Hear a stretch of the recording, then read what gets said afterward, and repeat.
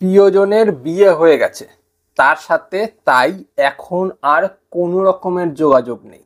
এমন অবস্থাতে দাঁড়িয়েও সেই মানুষটার মনের মধ্যে যদি তুমি সারাদিন বিরাজ করো, তাহলে তুমি তোমার মধ্যে কি কি লক্ষণ দেখতে পারবে, আজকে আমি এই বিষয়টা নিয়ে কথা বলবো।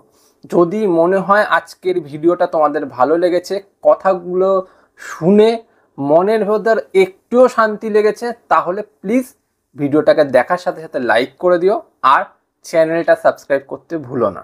চলো শুরু করা যাক আজকের মেইন ভিডিও। প্রথম পয়েন্ট এটাই যে মনের ভেতরে একটা ভীষণ কষ্ট অনুভব হওয়া। যেই মানুষটা তোমাকে এত দিন ভালোবেসেছে, এত দিন তোমার সাথে থেকেছে, তোমার সাথে সব কিছু করেছে, এরপর হঠাৎ করেই সেই মানুষটা অন্য একটা মানুষের সাথে বিবাহ বন্ধনে আবদ্ধ হয়ে গেছে। এবার যেই মানুষটা এতদিন তোমার সাথে থাকলো, এতদিন তোমার সাথে সময় কাটালো, এতদিন তোমার সাথে সব কিছু করলো, সে হঠাৎ করে অন্য কাউকে বিয়ে করে নিচ্ছে। সে বিয়ে তো করে নিচ্ছে শরীরের ইচ্ছের কারণে বা যেই কারণেই হোক, কিন্তু তার মনটা কিন্তু সেই তোমারকেই চাইছে অন্তর থেকে। কারণ ও এতদিনে তোমার প্রতি একটা অভ্যস্ততা তৈরি করে নিয়েছিল। এবার যখন তার সাথে তার ফিজিক্যাল রিলেশনশিপ হচ্ছে, সেই মানুষটা শারীরিক দিক থেকে হলেও কিন্তু সেই ফিজিক্যালিটির দিকে সে আকর্ষণের মাধ্যমে চলে যাচ্ছে। কিন্তু একটা বিষয় এখানে বোঝার আছে যে সেই মনটা কিন্তু তোমাকে ছাড়া থাকতে পারছে না। যখন সেই মনটা তোমাকে ছাড়া থাকতে পারছে না, তোমাকে ছাড়া তার অস্বস্তি হচ্ছে, কষ্ট হচ্ছে, তখন কিন্তু সে এনার্জি সেন্ড করছে। আর এই এনার্জিটা কিন্তু সেই এনার্জিটা যেখানে একটা কষ্ট, একটা দুঃখ, একটা ভীষণ পরিমাণের হৃদয়ের ব্যথা সে কিন্তু অনুভব করছে, অজান্তে হোক জানতে হোক। এবার যখন এই অনুভূতিটা আসবে না, তখন কিন্তু সেই অনুভূতিটা তোমার মধ্যেও আসতে বাধ্য। আর এটা দেখবে হঠাৎ করে হচ্ছে, হঠাৎ করে, মানে এক নাগাড়ে হচ্ছে হচ্ছে হচ্ছে এরকম না। যেটা এক নাগাড়ে হয়ে যাবে, যে কষ্ট হচ্ছে, খুব কষ্ট হচ্ছে, এক নাগাড়ে চলছে এই ব্যাপারটা, সেটা কিন্তু তোমার ভালোবাসার কারণে। তুমি যে ওই মানুষটাকে এত পরিমাণ ভালোবাসো তো, এবার ওই মানুষটা হঠাৎ করে বিয়ে করে নিয়েছে, সেখানে একটা তোমার কষ্ট অনুভব হচ্ছে। এই কষ্ট অনুভব হওয়াটা কিন্তু সেটারই যে তুমি ব্যথা পেয়েছো, কারণ তোমার প্রিয়জন ছেড়ে দিয়ে চলে গেছে সেটা।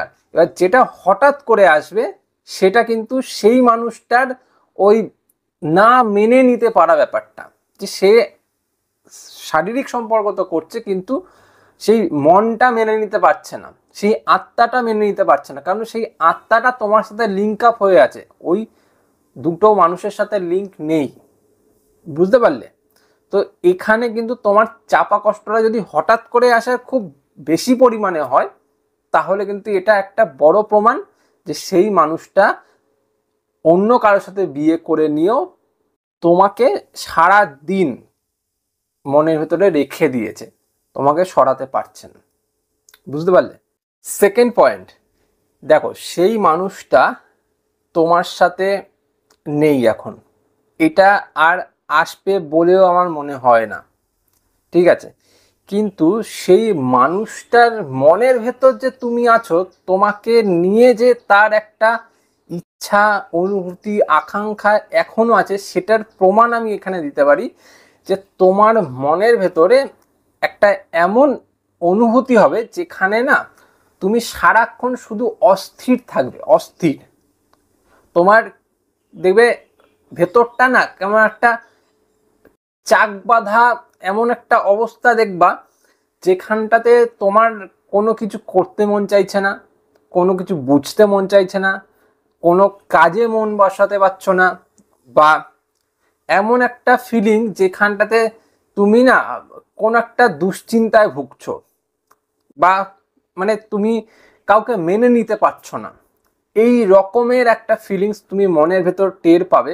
আর সব কিছুতেই না কেমন একটা দোটানা দোটানা ভাব, এটা করব না এটা করব, এখানে যাব না ওখানে যাব, এই রকম একটা ভাব তোমার মনের ভেতর প্রকাশ পাবে। আর এই প্রকাশ পাওয়াটা কেন জানো তো? এই প্রকাশ পাওয়াটা শুধুমাত্র এই জন্য যে যেই মানুষটা তোমাকে নিয়ে এতদিন সময় কাটিয়েছে তার মনের ভেতর কিন্তু তুমি রয়েছই, তোমাকে কিন্তু সে চাইলেও সরিয়ে দিতে পারছে না। আর এটা কোনো দিনই সম্ভব না যে একজনকে নিয়ে এতদিন কাটালাম তারপর পুরোপুরি তাকে ভুলে গেলাম, একেবারে মানে অপরিচিতের মতন ভুলে গেলাম, সম্ভবই না। মনের ভেতর কোথাও না কোথাও স্মৃতিতে সেই মানুষটা থেকে যাবেই, আর এটা থেকে যাওয়াটাই স্বাভাবিক।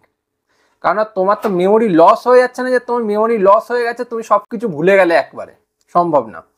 তাই যে যার সাথে একবার সম্পর্ক হয়েছে তার সাথে কাটানো সে দিনগুলো ভোলা কোনোদিনই সম্ভব না, এটা হচ্ছে একদম পরিষ্কার কথা। এইবার যেহেতু সেই মানুষটা ভুলতে পারছে না, ওইদিকে তার একটা নতুন সম্পর্ক সেখানেও আবদ্ধ হয়ে আছে, তার দুদিকে টানাপোড়েন কিন্তু চলছে মনের ভিতর থেকে, এটা স্বাভাবিক ব্যাপার একদম। এই বিষয়টার জন্য কিন্তু তার মনের ভেতরেও কষ্ট রয়েছে, সেও কিন্তু অনুভব করছে। আর যখন সে তোমাকে নিয়ে সেই বিষয়টা বারবার মনে করছে, তোমার মনের ভেতর কিন্তু সেই রকমের ফিলিংস আসতে বাধ্য হচ্ছে। বুঝতে পারলে? থার্ড পয়েন্ট, যেই মানুষটা তোমার সাথে এখন নেই সেই মানুষটার মনের ভেতর তুমি যদি থেকে থাকো না, দেখবে ও বিয়ে করে নিক যাই করে নিক, সে কিছুদিন পর থেকেই তোমাকে আনব্লক করবে, তোমাকে দেখিয়ে দেখিয়ে অনলাইন থাকবে, তার বিয়ের ফটোগুলো তোমাকে দেখানোর জন্য মানে সে পাবলিক করবে, হয়তো ট্যাগও করে দিতে পারে, এই রকম কিছু ও দেখিয়ে দেখিয়ে করার চেষ্টা করবে। কেন বলতো? ও নিজের মেন্টালিটিকে বা নিজের মেন্টালকে একটা স্যাটিসফাইড করার জন্য এই জিনিসটা করছে, নিজের মেন্টাল স্যাটিসফ্যাকশন বলে না, সেই স্যাটিসফ্যাকশনটা আনার জন্য কিন্তু সে এটা করছে। ও ভেতরে ভেতরে ভীষণ বিধ্বস্ত, ভীষণ পরিমাণ সে কষ্টে রয়েছে, ভীষণ পরিমাণ সে দুঃখে রয়েছে। কারণ একটা পুরনো মানুষ যার সাথে এতদিন কাটানো হয়েছে, এতদিনের স্মৃতি আবদ্ধ রয়েছে, জড়িত রয়েছে, হঠাৎ করে একটা নতুন মানুষের সাথে সম্পর্ক হয়ে গেল, তার সাথে ফিজিক্যালিটি হয়ে গেল, তার সাথে বৈবাহিক জীবন স্টার্ট হয়ে গেল, সেটা কিন্তু অতটা ইজি নয়। সে যতই বলুক যে আমি খুব খুশি হচ্ছি, খুব ভালো আছি, খুব এই করছি সেই করছি, কিন্তু তার অন্তর থেকে না মেনে নেওয়াটা খুব টাফ। একটা আলাদা শরীর, একটা আলাদা মানুষ, সেই মানুষটাকে একসেপ্ট করা ভেতর থেকে ভীষণ টাফ। তাই যেই মানুষটা তোমাকে এটা দেখাচ্ছে যে আমি ভালো আছি তো, আমি খুশি আছি তো, সেই মানুষটা কিন্তু আদতেও খুশি নেই। ঠিক আছে? তার জন্য সে জায়গায় জায়গায় আনব্লক করেছে, কারণ ও দেখতে চায় যে তুমি কি করছো এই সময়, ও দেখতে চায় যে তোমার বিহেভিয়ার কেমন রয়েছে, তোমার এর পরের অনুভূতি কেমন রয়েছে, তুমি ওর বিয়ে হয়ে যাওয়ার পর কি নতুন সম্পর্ক করতে পারলে নাকি এখনো কষ্টের মধ্যে রয়েছে, এটা সে দেখতে চাইছে। বুঝলে? লাস্ট পয়েন্ট, সেটা স্বপ্ন। স্বপ্নই হচ্ছে আমাদের যে সাবকনশিয়াস মাইন্ড, সেটার দরজা। যখন কেউ সাবকনশিয়াস মাইন্ডে কোনো এনার্জি পাঠায়, তখন তোমার স্বপ্ন আসাটা একদম স্বাভাবিক। এইবার আসি এই বিষয়টাতে যে তুমি কি করে বুঝবে যে তার মাইন্ডে বা তার মনের ভেতর তুমি সব সময় বিরাজ করছো। তার বড় প্রমাণ এটাই যে তোমার কাছে এমন স্বপ্ন আসবে যেই স্বপ্নতে সে বারবার এটা বোঝাতে চাইবে যে তুমি ওর সাথে না থাকাকালীন সে ভীষণ পরিমাণ কষ্ট পাচ্ছে, ভীষণ পরিমাণ দুঃখ পাচ্ছে, তোমাকে ও না পেয়ে ও ভালো নেই, ও কষ্টে রয়েছে, তোমার কাছে ক্ষমা চাইছে যে ও ভুল করে ফেলেছে, আর সেই ভুল থেকে সে বেরানোর চেষ্টা করছে। এই বিষয়টা কিন্তু সে বোঝাবে তোমাকে স্বপ্নের মধ্যে এসে।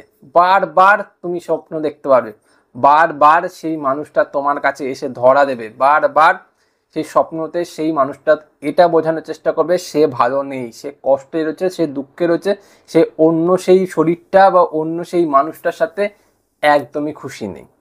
বুঝতে পারলে? যদি এই সাইনগুলি তুমি দেখতে পাও, তিনটে সাইন বললাম স্পিরিচুয়াল, একটা সাইন বললাম সাইকোলজিক্যাল, এটা তুমি বোঝার চেষ্টা করো, দেখবে এই সাইনগুলির মাধ্যমে অনায়াসে তুমি বুঝতে পেরে যাবে সেই মানুষটার মধ্যে কি চলছে, সে কি চাইছে, আর তার মনের ভেতর তুমি আছো কি নেই। এবার যদি দেখছো এই সাইনগুলো দেখতে পাচ্ছ, তাহলে লাস্টে একটা কাজ করো, নিজেকে এইবার গড়ে তোলো। এত কষ্ট তো সে দিয়ে গেছে, এইবার তোমার পালা। তুমি একবার বোঝানোর চেষ্টা করো ওকে আমি কি করতে পারি। এবার গড়ে তোলো, নিজেকে একবার গড়ে তুলতে পারলে না, দেখবে আসল জবাবটা তুমি দিতে পারবে। বুঝতে পারলে? তো আজ চলি, পরে দেখা হবে অন্য কোনো ভিডিওতে আবার অন্য কোনো প্রশ্ন নিয়ে। ভালো থেকো সবাই, যারা প্রবলেমে রয়েছে আশা করি প্রবলেম থেকে বেরিয়ে আসবে। আর প্রশ্ন যদি তোমাদের থাকে আমাকে ইনস্টাগ্রামে করতে পারো, আমি প্রত্যেকের প্রশ্নের উত্তর দিই। চলি আজ, ভালো থেকো।